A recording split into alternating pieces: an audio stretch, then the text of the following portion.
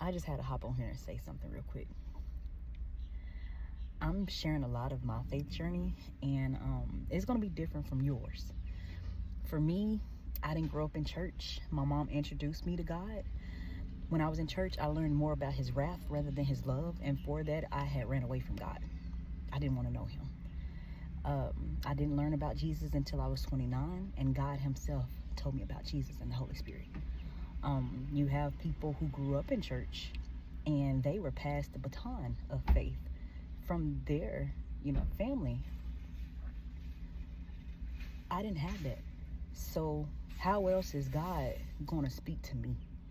He knew not to use a person because I looked at men as my gods.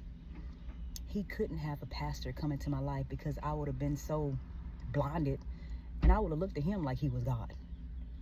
He had to come to me himself and show me things in ways that only I could understand if it was him. Yes, my numbers are my pillars. Hold on.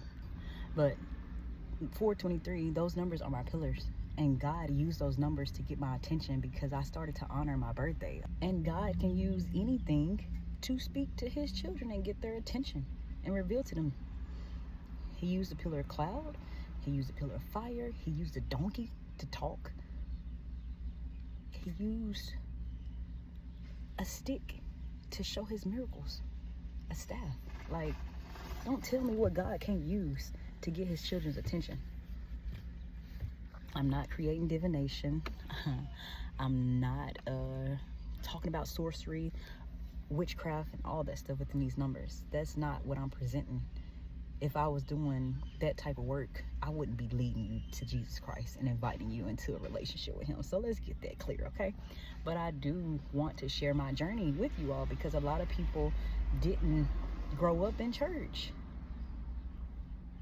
So I'm the one God is sending to speak to his children that didn't get that privilege of getting to know him at a younger age.